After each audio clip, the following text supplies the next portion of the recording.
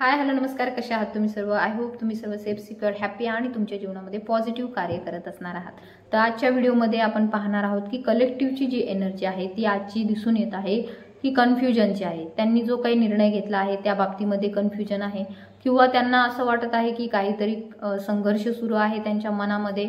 And असंही दिसून येत आहे की ते बाहेरून दाखवत आहेत की खूप शांत आहेत, परंतु मनामध्ये एक प्रकारे कसली तरी आग आहे, कसला तरी राग आहे, कसला तरी माहिती नाही कशाच्या तरी बाबतीमध्ये संघर्ष मनात आतल्या आत सुरू आहे.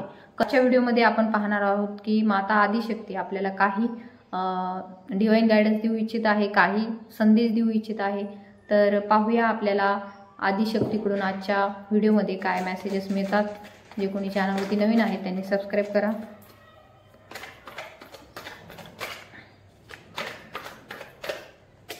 माहिती नाही का, ज्यावेळेस मी कलेक्टिव्हची एनर्जी चेक करण्याचा प्रयत्न करते त्यावेळेस नेहमी एक डेव्हिलचं कार्ड येतं. असू शकतं जे कोणी कलेक्टिव्स आहे त्यांच्या आजूबाजूला खूप जास्त नकारात्मक ऊर्जा येथे दिसून येत आहे.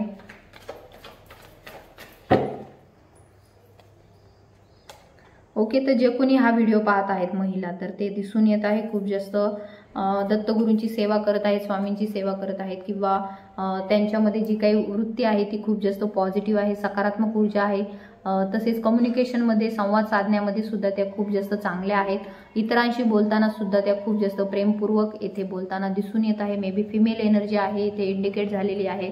अँड दिसून येते ही फिमेल एनर्जी जी आहे ती सध्या एकटी आहे किंवा असू शकतं काही कारणांमुळे सध्याच्या सगळ्यांमध्ये राहून सुद्धा ती व्यक्ती जी आहे ती एकटी राहत आहे.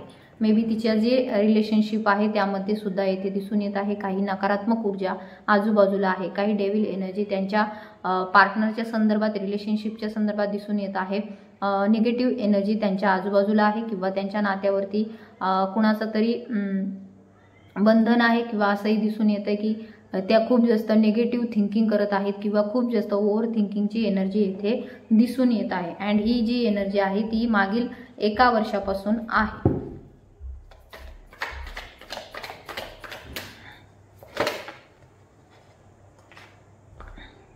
तर येथे माता आदिशक्ती जी आहे ती तुमच्या जीवनामध्ये प्रवेश केलेला आहे त्यांनी. सो तुम्हाला काळजी करण्याची गरज नाही. सध्या जे काही तुम्ही दुःखी एनर्जीमध्ये आहात, सॅड एनर्जीमध्ये आहात, यामध्ये माता आदिशक्ती तुम्हाला गाईड करत आहे की ही परिस्थिती सुद्धा बदलणार आहे. सध्या तुम्ही खूप जास्त विचार करत आहात, निगेटिव्ह थिंकिंग करत आहात, त्यामुळे ही ऊर्जा तुमच्याकडे येत आहे. सो तुम्हाला येथे डिवाइन गाईड करत आहे, माता आदिशक्ती गाईड करत आहे. तुम्हाला दुर्गा कवच जे आहे ते म्हणण्याची गरज आहे. सध्याची परिस्थिती असू शकते तुमची कन्फ्युजनची आहे. नात्याच्या संदर्भात तुमच्या मनामध्ये काही कन्फ्युजन आहे. असू शकतं तुम्हाला वाटत असेल आमचे पार्टनर जे आहे ते आमच्याशी लॉयल आहेत की नाही, आमच्याशी खोटं बोलतात का, आमच्यापासून काही लपवतात का, अशाही प्रकारची तुमची एनर्जी येथे दिसून येत आहे.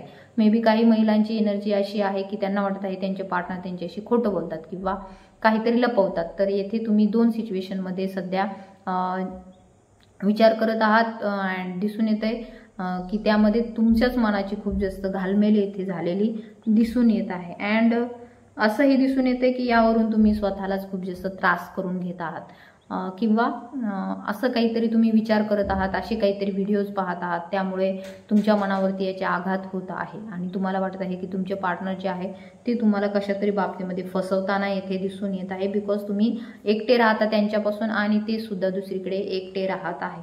तर ही जी कंडिशन आहे त्यामध्ये इम्प्रूव्हमेंट होण्याचे चान्सेस आहेत. ऑब्सेसिव्ह थिंकिंग, निगेटिव्ह थिंकिंगला तुम्हाला दूर करायचं आहे.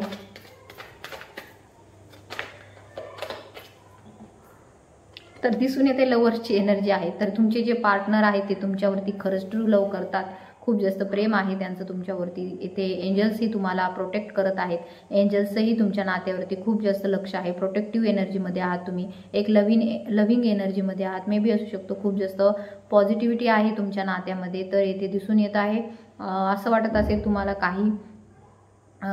असं वाटत असेल की काहीतरी नात्यामध्ये बर्डन आहे किंवा काही गोष्टींच्या बाबतीमध्ये तुम्हाला काहीतरी वाटत असेल पार्टनर लपवत आहे. तर तसं नाही आहे. तर या बाबतीमध्ये तुमचा शुक्र कमजोर झालेला दिसून येत आहे. त्यासाठी तुम्हाला पांढऱ्या वस्तूंचे दान करायचे आहे. पांढऱ्या ज्या काही वस्तू असतात, खाण्याच्या म्हणा, कपडे म्हणा, अशा प्रकारच्या वस्तू ज्या आहेत त्या तुम्हाला दान करायच्या आहेत. माता पार्वतीचीही तुम्ही सेवा करू शकता.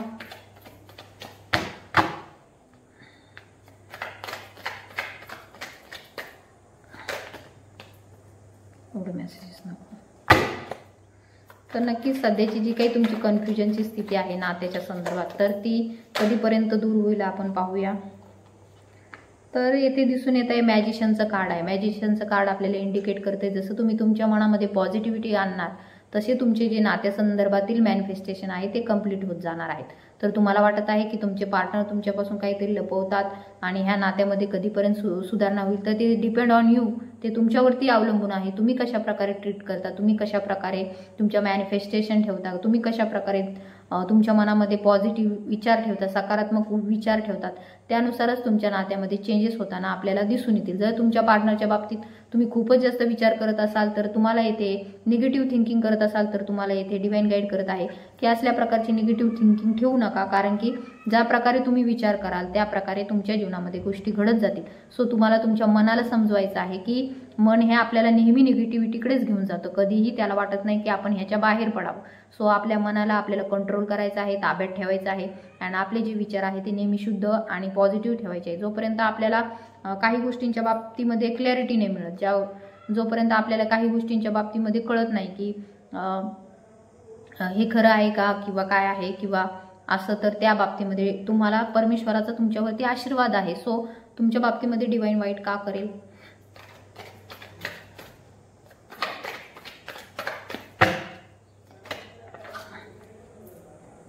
तर नक्कीच येथे दिसून येत आहे तुमच्या नात्यामध्ये खूप जास्त प्रेम आहे, गोडवा आहे. नात्यामध्ये तुमचं जे काही स्वप्न आहे ते पूर्ण झालेलं आहे, कंप्लीट आहात, तुमची फॅमिली कंप्लीट आहे, तुमचे पार्टनरही तुमच्यासोबत आहे. आपल्याला दिसून येते दोघंही खूप जास्त आनंदात आहे. अँड ही भविष्याची एनर्जी आहे, सध्याची ही जी काही निगेटिव्हिटी आहे ती दूर निघून जाणार आहे. अँड तुमच्या नात्यामध्ये दिसून येते असू शकतं ज्यांचं लग्न झालं नाही त्यांचं नातं मॅरेजपर्यंत जाणार आहे आणि ज्यांचं मॅरेज झालेलं आहे तर त्यांचं पुढील जे प्रवास आहे तो आपल्याला दिसून येत आहे आनंदाचा अँड खूप जास्त पॉझिटिव्हिटीचा सुरू होताना आपल्याला दिसून येत आहे. So it's very positive card.